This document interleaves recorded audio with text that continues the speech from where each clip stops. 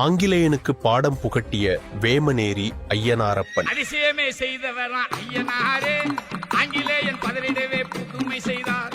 முன்னொரு காலத்தில் வேமனேரி ஐயனாரப்பன் சுவாமி திருவிழா காலத்தில் ஊரை வலம் வரும்போது ஒரு ஆங்கிலேயர் குதிரையில் வந்து ஐயன் எதிரே நின்று, என் குதிரை கிணைக்கும், புல் தின்னும் உன் குதிரை கிணைக்குமா, புல் தின்னுமா என்று ஆணவத்துடன் கேட்டதாகவும், உடனே ஐயனாரப்பன் மரக்குதிரையும் தத்ரூபமாக கிணைத்ததாகவும் பச்சை புல் தின்றதாகவும் வரலாறு உள்ளது.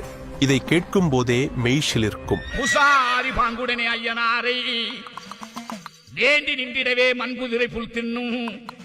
அந்த அதிசயத்தை ஆங்கிலேயன் கண்டுகொண்டு விந்தை விந்தை என்று வேண்டியே மண்டியிட்டார். ஆங்கிலேயன் விந்தை விந்தை என்று வேண்டியே மண்டியிட்டார். அதிசயமே செய்தவர் ஐயனாரே.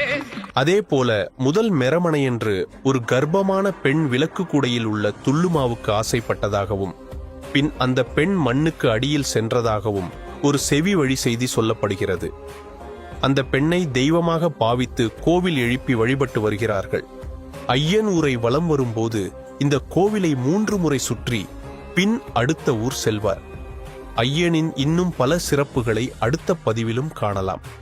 இணைந்திருங்கள் சேலத்து தெய்வங்களுடன்.